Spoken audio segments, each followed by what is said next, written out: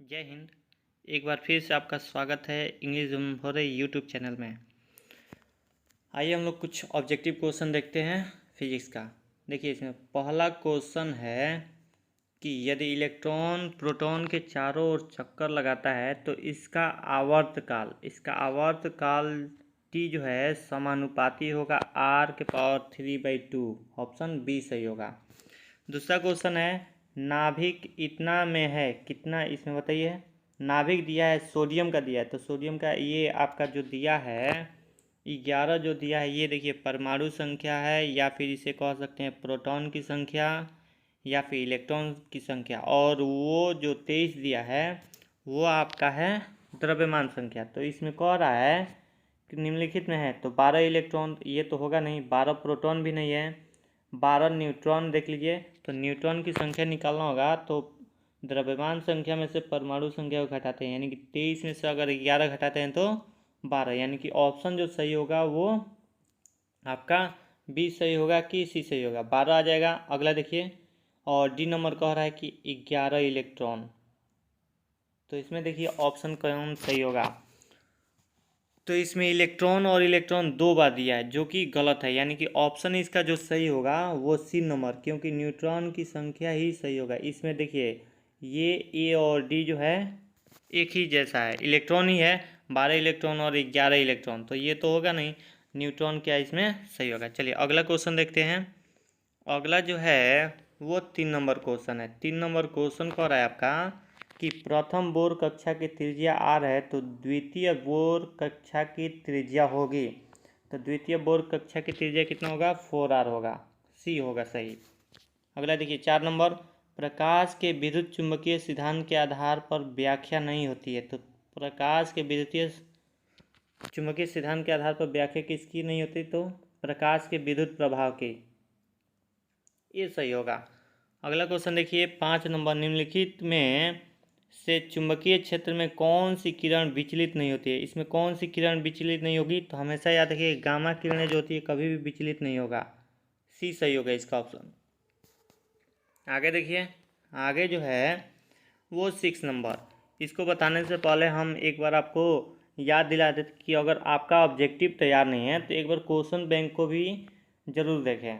Question bank का objective और subjective दोनों देखा करें, क्योंकि उसमें से भी कुछ क्वेश्चन आ जाते हैं। चलिए 6 नंबर क्वेश्चन देखते हैं। 6 नंबर जो क्वेश्चन कह रहा है कि एक परमाणु द्रव्यमान का मात्रक होता है, तो परमाणु द्रव्यमान का जो मात्रक होता है वो इसमें कौन सा ऑप्शन सही होगा, तो 9 से 31.5 मेगा इलेक्ट्रॉन वोल्ट होता है, यानी कि डी सही होगा। अगला देखिए 7 नंबर कह रहा है कि कैथोड किरणें उत्पन्न होती है जब दाब कम होता है, तो दाब कितना होता है तो कैथोड किरणें उत्पन्न होंगी, तो दाब जो है 0.01 mm जो होगा वो पारा का होगा दाब, तो आपका कैथोड किरणें उत्पन्न होगी, यानी कि सी ऑप्शन होगा। अगला देखिए 8 नंबर क्वेश्चन कह रहा है कि निम्नलिखित में किसका तरंग दैर्ध्य अधिकतम होता है, तो हमेशा याद रखिएगा फोटोन का तरंग दैर्ध्य अधिक होगा। चलिए 9 नंबर क्वेश्चन देखते हैं। 9 नंबर जो क्वेश्चन है कह रहा है कि प्रोटॉन तथा अल्फा कण के वेग का अनुपात 4:1 है, तो डी ब्रोगली तरंगदैर्घ्य का अनुपात क्या होगा, तो डी ब्रोगली तरंगदैर्घ्य का अनुपात इसमें बताइए क्या होगा, तो ये अनुपात जो निकल जाएगा 1 हो जाएगा। अगला देखिए 10 नंबर, अपचायी ट्रांसफार्मर में कौन सी राशि घटती है, तो अपचायी ट्रांसफार्मर जो है वो विभव घटता है, बी सही होगा। दो संधारित्र जिसकी धारिता सी है समांतर क्रम में जोड़ा जाता है तो समतुल्य धारिता होगी, दो को है तो दोनों को समांतर क्रम में, ये प्रतिरोध और समांतर सबसे ज़्यादा कन्फ्यूजन में पड़ता है। प्रतिरोध जो होगा समांतर क्रम में होगा तो 1/R1 + 1/R2 होता है, लेकिन याद रखिएगा संधारित्र जुड़ेगा तो डायरेक्ट C1 + C2 हो जाएगा, यानी कि दो संधारित्र है तो दोनों को जोड़ेंगे तो कितना होगा 2C हो जाएगा, ऑप्शन ए सही होगा। आगे देखते हैं। अगला जो क्वेश्चन है हम लोग का वो है 12 नंबर, तो 12 नंबर क्वेश्चन है, इसका कह रहा है रेडियो सक्रिय परमाणु के लिए कौन सा संबंध नहीं है, तो रेडियो सक्रिय परमाणु के लिए निम्नलिखित में कौन सा संबंध सही नहीं है, तो अर्ध आयु जो होता है वो ये आपका लास्ट वाला डी वाला ऑप्शन सही होगा। 0.693 इंटू औसत आयु, ये कभी भी संबंध नहीं बताता है। चलिए आगे जो क्वेश्चन है वो हम लोग का 13 नंबर क्वेश्चन है। 13 नंबर क्वेश्चन देख लेते हैं। कह रहा है कि निम्नलिखित में कौन विद्युत चुम्बकीय तरंग नहीं है। तो निम्नलिखित में कौन विद्युत चुम्बकीय तरंग नहीं है। तो ध्वनि तरंग जो है विद्युत चुम्बकीय तरंग नहीं है। अगला देखिए, संयुक्त सूक्ष्मदर्शी की आवर्धन क्षमता का सही सूत्र है। तो ये जो संयुक्त सूक्ष्मदर्शी है वो होता है आपका ए नंबर ऑप्शन सही, जुड़ा हुआ, यानी कि -L/F4 इंटू 1+D/FA। आगे देखिए, अगला जो है हम लोग का वो 15 नंबर क्वेश्चन कर रहा है। लाल रंग सबसे पहले दिखाई देता है क्योंकि इसका ज़्यादा होता है। लाल रंग पहले क्यों दिखाई देता है? क्योंकि इसका तरंग दैर्घ्य जो है सबसे अधिक होता है, इसीलिए पहले दिखाई देता है। बी ऑप्शन सही होगा। 16 नंबर देखिए, कह रहा है बीटा किरणें अधिक चलने वाला है। बीटा किरणें सबसे अधिक किसमें चलता है? तो ये जो है बीटा किरणें किसके द्वारा अधिक चलता है? तो बीटा किरण जो है वो इलेक्ट्रॉन के कारण अधिक चलता है। अगला देखिए 17 नंबर क्वेश्चन, लाल रंग के लिए कार्बन प्रतिरोध का मान होता है। तो लाल रंग के लिए कार्बन प्रतिरोध का मान जो होता है वो 2 होता है। ऑप्शन सी सही होगा। आगे देखते हैं हम लोग 18 नंबर क्वेश्चन। 18 नंबर जो क्वेश्चन है वो देखिए, कह रहा है स्मॉल एम द्रव्यमान तथा कैपिटल वी वेग से चलने वाले कण का तरंगदैर्घ्य होता है। तो लेमडा बराबर h/mv होगा, यानी कि ऑप्शन बी सही होगा। अगला देखिए 19 नंबर, 20 cm फोकस दूरी वाले उत्तल लेंस की क्षमता होती है। तो cm में दिया है तो सबसे पहले मीटर में बदलिए। तो 20 cm को अगर बदलते हैं तो ये 100 से भाग देंगे, यानी कि 20 बटा आपका 100 हो जाएगा, कट जाएगा तो 5, यानी कि 1/5। अब देखिए आपका उत्तल लेंस की क्षमता P बराबर होता है 1/f, यानी कि इसका मान भरेंगे तो 5 ऊपर चला जाएगा। तो ऑप्शन जो होगा वो 5 डायऑप्टर होगा। तो ऑप्शन जो होगा वो आपका बी सही होगा। आगे देखिए 19 नंबर क्वेश्चन, 19 नंबर हो गया। 20 नंबर क्वेश्चन देखते हैं। तो 20 नंबर क्वेश्चन से बताने से पहले अगर आप लोगों ने चैनल सब्सक्राइब नहीं किया तो एक बार चैनल को जरूर सब्सक्राइब कर लें। इंग्लिश जोन भोरे, और अपने फ्रेंड्स में भी शेयर करें। इंग्लिश जोन भोरे चैनल का नाम है, और इसे क्या करें, ज़रूर सब्सक्राइब करें।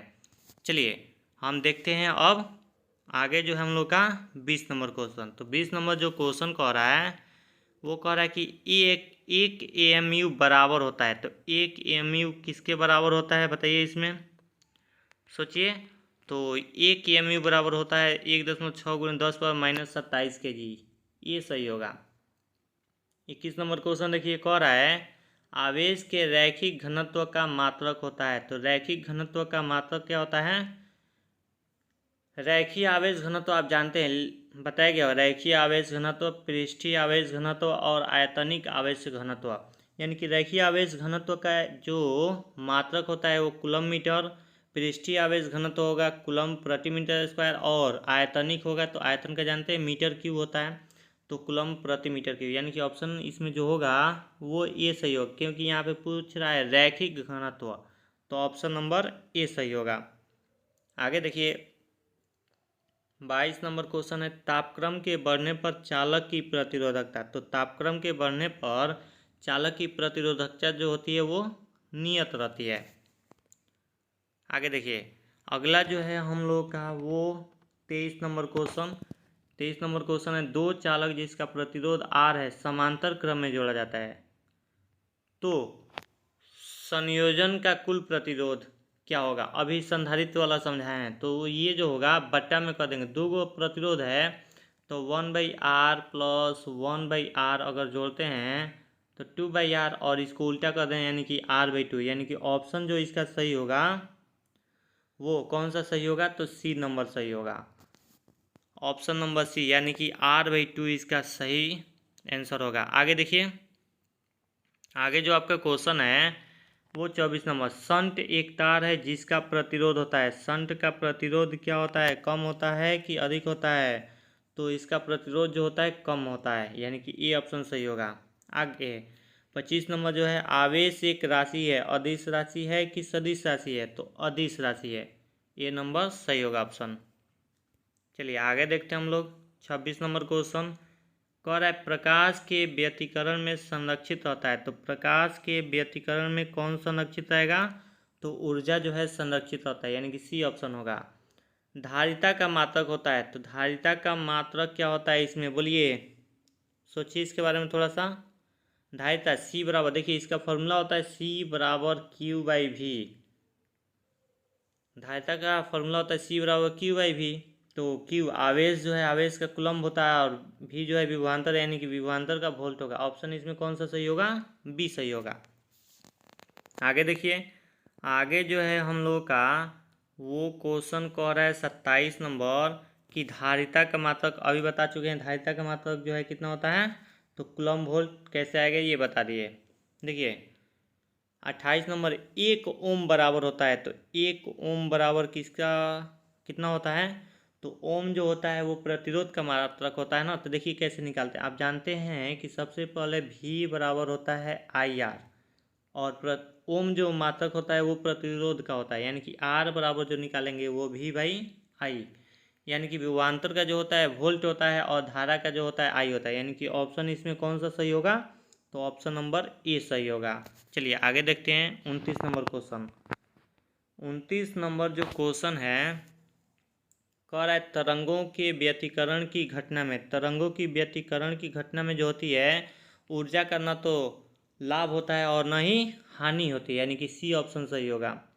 अगला देखिए, संतोषी व्यतिकरण के लिए किसी बिंदु पर पहुंचने वाली दो तरंगे, यहाँ पर देखिए संतोषी व्यतिकरण के लिए किसी बिंदु पर पहुंचने वाली दो तरंगों के बीच कलांतर होनी चाहिए, तो दो तरंगों के बीच कलांतर कितनी होनी चाहिए, तो वो जो होना चाहिए π/2, हमेशा याद रखिएगा। संतोषी व्यतिकरण के लिए कलांतर जो होता है π/2, यानी कि 90 डिग्री का वैल्यू होता है। आगे देखिए क्वेश्चन, अगला जो है हम लोग का क्वेश्चन वो कह रहा है 31 नंबर कि समतल ध्रुवित प्रकाश में कंपन होते हैं, तो समतल ध्रुवित प्रकाश में जो कंपन होता है केवल एक ही दिशा में। अगला 32 नंबर क्वेश्चन है।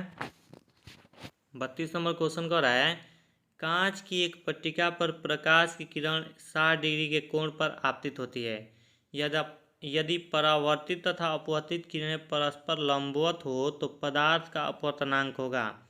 तो पदार्थ का इसमें अपवर्तनांक कितना होगा, इसका अगर सॉल्व कीजिएगा तो इसका आंसर आएगा √3, यानी कि बी ऑप्शन सही होगा, ये बना लीजिएगा। चलिए आगे देखते हैं, अगला जो क्वेश्चन है वो 33 नंबर क्वेश्चन है, और 33 नंबर आपका क्वेश्चन कह रहा है यदि कांच वायु का क्रांतिक कोण थीटा हो तो वायु के सापेक्ष कांच का अपवर्तनांक होगा। वायु के सापेक्ष कांच का अपवर्तनांक क्या होगा, तो 1/sin थीटा तो होगा, यानी कि इसका कोसेक थीटा, साइन जो होता है ऊपर चला जाता है तो क्या होगा, कोसेक थीटा। अगला देखिए 34 नंबर क्वेश्चन कह रहा है एक पारदर्शी, ध्यान दीजिएगा 34 नंबर जो क्वेश्चन कह रहा है कि एक पारदर्शी माध्यम में चलने वाली प्रकाश की किरण माध्यम को वायु से पृथक करने वाले तल पर 45 डिग्री के आपतन कोण पर गिरती है।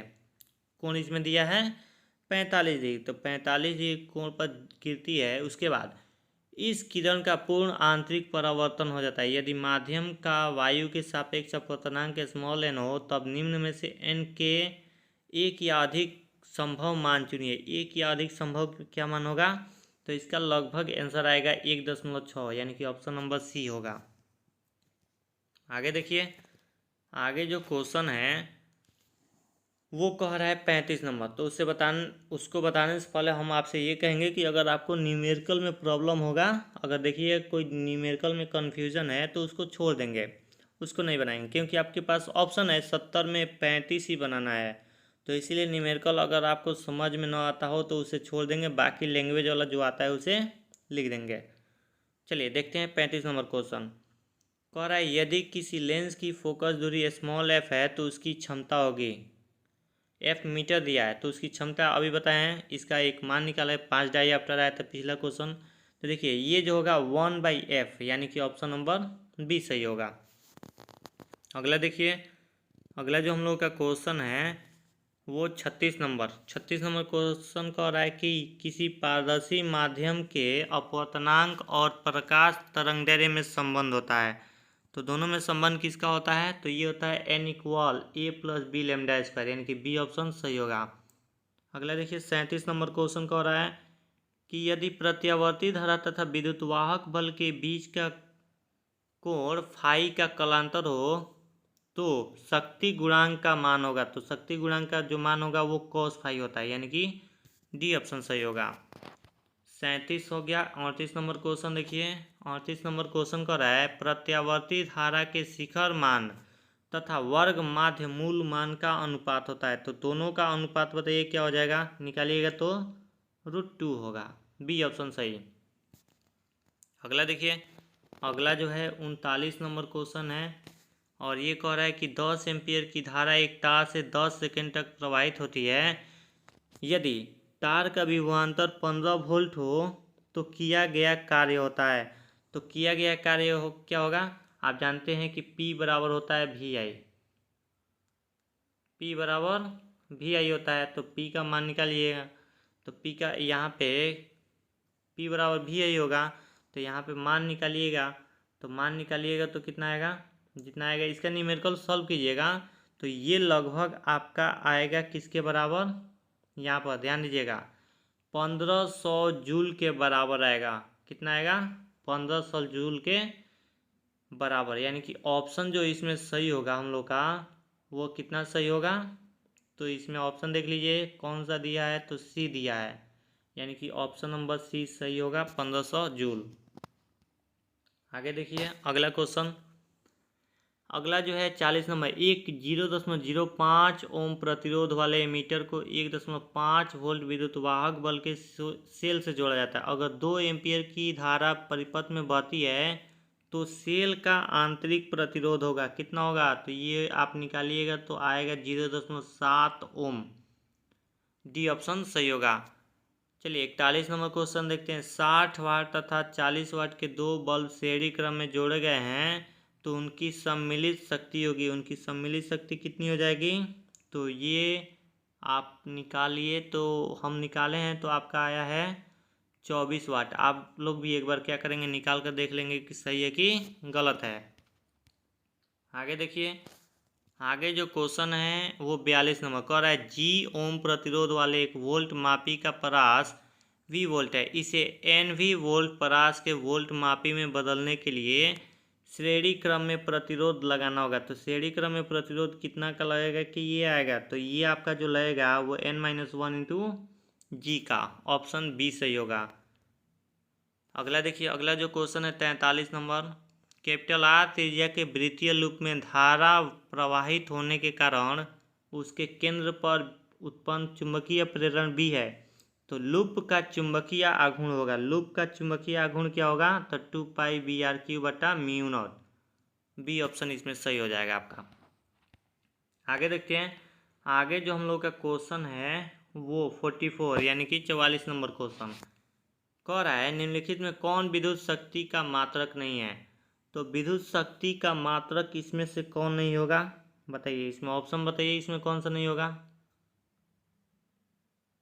नहीं बता पाए, चलिए हम बताते हैं। इसमें जो आपका आंसर है, सबसे पहले आप क्या करेंगे, विद्युत शक्ति का मात्रक नहीं है पूछ रहा है। तो विद्युत शक्ति P बराबर जो होता है आप जानते हैं क्या होता है? VI होता है, यानी कि वोल्ट गुणे एम्पियर तो होगा P बराबर VI। अब आप यहाँ से जानते हैं और वाट भी होता है, वाट तो होगा, शक्ति कैसे में तक वाट भी होता है और वोल्ट एम्पियर हो जाएगा। अब देखिए यहाँ से आप जानते हैं कि V बराबर होता है IR।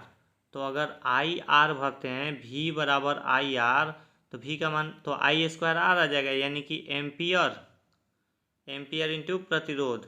तो इसमें देखिए ऑप्शन सी और डी जो है दोनों एक ही जैसा नहीं दिया है, बल्कि यहाँ पर एम्पियर स्क्वायर गुणे ओम दिया है, यानी कि ये तो आया था अभी निकाले हैं। P बराबर अभी निकाले हैं, इसमें VI होगा और V बराबर जो होता है IR।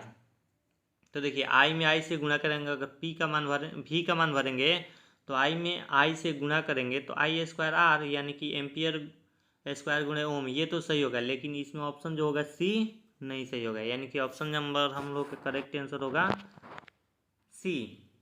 इसमें ध्यान दीजिए, क्वेश्चन का विद्युत शक्ति का मात्रक नहीं है।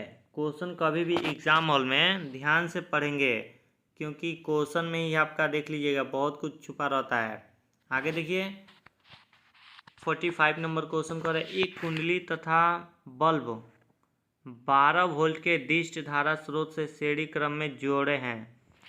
तो कह रहा है जब एक नर्म लोहे की छड़ को कुंडली में प्रवेश किया जाता है तो बल्ब से निकलने वाला प्रकाश है, तो बल्ब से निकलने वाला प्रकाश क्या होगा, बदलेगा, घट जाएगा, बढ़ जाएगा या बुझ जाएगा या वही रहेगा। तो हमेशा याद रखिएगा वही रहता है, कोई परिवर्तन नहीं होता है। आगे देखिए 46 नंबर क्वेश्चन। 46 नंबर क्वेश्चन कह रहा है दो बिंदुवत आवेशों के बीच लगने वाला कूलम्ब बल दूरी पर निर्भर करता है, जो क्या होता है, कूलम्ब बल। आप लोगों को पहला चैप्टर ही बताया गया होगा, उसी में कूलम्ब बल के बारे में बताया गया हो। तो बताइए इसमें क्या होता है। आप जानते हैं कि आपका यहाँ पे दो बिंदु है, दो बिंदु हो गए, यहाँ पर Q1 हो गया और यहाँ पर Q2 हो गया, और इसके बीच की दूरी R। आप जानते हैं कूलम्ब के नियम के अनुसार जो आवेश दोनों आवेश के गुणनफल के समानुपाती होता है, दूसरा उनके बीच की दूरी के वर्ग के व्युत्क्रमानुपाती होता है। वर्ग के व्युत्क्रमानुपाती यानी कि उल्टा, यानी कि ऑप्शन कौन सा सही होगा, डी सही होगा। आगे देखिए 47 नंबर क्वेश्चन। 47 नंबर जो क्वेश्चन कह रहा है वो स्थिर विद्युतीय क्षेत्र होता है। तो स्थिर विद्युतीय क्षेत्र जो होता है हमेशा याद रखिएगा संरक्षीय होता है, यानी कि ऑप्शन नंबर ए सही होगा। अगला जो है ये आपका 48 नंबर ई बराबर, देखिए ई बराबर कह रहा है 0 वाले क्षेत्र में विभव भी का दूरी के साथ विचरण होगा। तो दूरी के साथ इसमें विचरण कौन सा होगा, तो बताइए। हमेशा याद रखिएगा जो है वोल्ट जो है वो दूरी आर, यानी कि दूरी आर पर निर्भर नहीं करेगा, यानी कि ऑप्शन नंबर डी सही होगा। आगे देखिए कूलम्ब बल क्या है, केंद्रीय बल है कि विद्युत बल है कि दोनों है कि इनमें कोई नहीं। तो हमेशा याद रखिए कूलम्ब बल जो है वो केंद्रीय बल है, यानी कि ऑप्शन नंबर ए सही होगा। आगे देखते हैं 50 नंबर क्वेश्चन। 50 नंबर क्वेश्चन कह रहा है स्मॉल एम द्रव्यमान तथा स्मॉल ई आवेश का एक इलेक्ट्रॉन विरामावस्था से भी विभवांतर पर त्वरित होता है, यानी कि एक्सलेट। त्वरित का इंग्लिश जो होता है एक्सलरेट होता है, त्वरित होता है। तो इलेक्ट्रॉन का अंतिम वेग होता है, इलेक्ट्रॉन का अंतिम वेग कितना हो जाएगा, तो ये हो जाएगा √2eV/m, ऑप्शन ए सही होगा। आगे देखते हैं हम लोग 51 नंबर क्वेश्चन। 51 नंबर जो क्वेश्चन है उसके बारे में देख लेते हैं। कह रहा है दो प्लेटों के बीच विभवांतर 10⁵ वोल्ट है और उनके बीच की दूरी 4 × 10⁻³ मीटर है। तो इन प्लेटों के बीच एक इलेक्ट्रॉन पर बल है, इन प्लेटों के बीच जो है एक इलेक्ट्रॉन पर बल कितना हो जाएगा, तो ये बल जो होगा इसका निकालिएगा तो आ जाएगा आपका इसमें डी ऑप्शन, यानी कि 4 × 10⁻² न्यूटन आ जाएगा। आगे देखिए 52 नंबर क्वेश्चन। 52 नंबर जो क्वेश्चन कह रहा है कि कैपिटल एम आघूर्ण वाले चुंबकीय द्विध्रुव को किसी समरूप चुंबकीय क्षेत्र बी में संतुलन की स्थिति से क्षेत्र के लंबवत लाने में किया गया कार्य होगा। क्षेत्र के लंबवत लाने में किया गया कार्य कितना हो जाएगा, बताइए। तो ये हो जाएगा दोनों को गुणनफल करे, दोनों को गुणा करिए, यानी कि ऑप्शन नंबर बी होगा, MB हो जाएगा। आगे देखिए अगला जो हम लोग का है 53 नंबर, और 53 नंबर हम लोग का क्वेश्चन कह रहा है कि शैथिल्य प्रदर्शित करते हैं। तो शैथिल्य लूप के बारे में आप लोग पढ़े हैं, तो शैथिल्य क्या प्रदर्शित करते हैं, तो शैथिल्य जो है लौह चुंबकीय पदार्थ को प्रदर्शित करते हैं, यानी कि सी ऑप्शन सही होगा। आगे देखते हैं हम लोग अगला जो क्वेश्चन है वो है आपका 54 नंबर। तो 54 नंबर क्वेश्चन कह रहा है कि चुंबकीय आघूर्ण कैपिटल एम वेक्टर की दिशा होती है। तो चुंबकीय आघूर्ण की दिशा कैसी होती है, तो दक्षिण ध्रुव से उत्तर ध्रुव की ओर होती है चुंबकीय आघूर्ण का, केवल चुंबक का नहीं, चुंबकीय आघूर्ण इसमें कह रहा है। तो दक्षिणी ध्रुव से होता है उत्तरी ध्रुव की ओर, यानी कि ऑप्शन नंबर सी सही होगा। अगला देखिए 55 नंबर, हाइड्रोजन परमाणु में जब संक्रमण किसी उच्च कक्षा से दूसरी कक्षा में होती है तो प्राप्त होती है, क्या प्राप्त होता है इसमें? तो आपका प्राप्त होगा बामर श्रेणी। बी नंबर ऑप्शन सही होगा। अगला देखिए, अगला हम लोगों का है 56 नंबर, जेड परमाणु क्रमांक वाले परमाणु की किसी दी गई कक्षा में इलेक्ट्रॉन की ऊर्जा समानुपाती होती है। तो इलेक्ट्रॉन की जो ऊर्जा समानुपाती होगी वो जेड स्क्वायर के, यानी कि परमाणु क्रमांक के।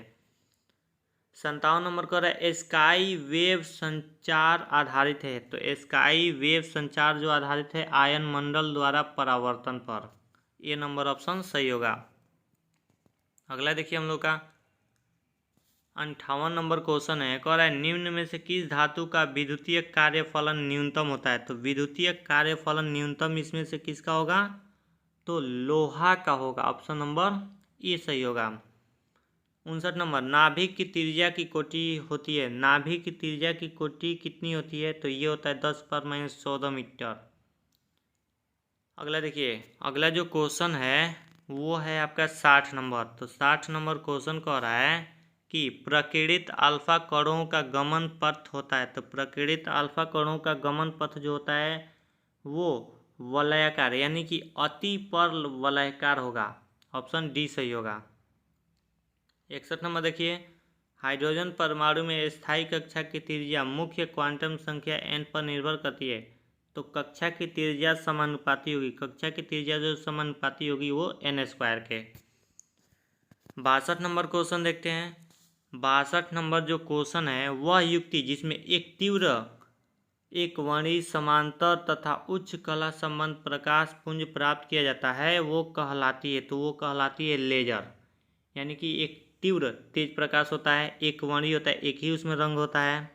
फिर समांतर, और समांतर मतलब हमेशा कितना दूरी तक जाए तो वो कहीं मुड़े नहीं, तथा उच्च कला संबंध होता है, यानी कि दूसरे कला में भी वो जाता है, यानी कि ऑप्शन नंबर ए सही होगा, लेजर। आगे देखिए 63 नंबर, नाभिक की प्रति न्यूक्लियन औसत बंधन ऊर्जा होती है। औसत बंधन ऊर्जा कितनी होती है बताइए इसमें? 63 नंबर क्वेश्चन, ऑप्शन बताइए इसमें कौन सा होगा? नहीं पता? याद रखिएगा, 8 मेगा इलेक्ट्रॉन वोल्ट, यानी कि बी ऑप्शन सही होगा। आगे देखिए, आगे जो है हम लोग का 64 नंबर क्वेश्चन कि फ्रेस्नेल के द्विप्रिज्म में कला संबंध प्राप्त किए जाते हैं। फ्रेस्नेल के, तो कला संबंध किस में प्राप्त किए जाते हैं? तो तरंगाग्र के विभाजन से। वेवफ्रंट पर हैं उसमें है।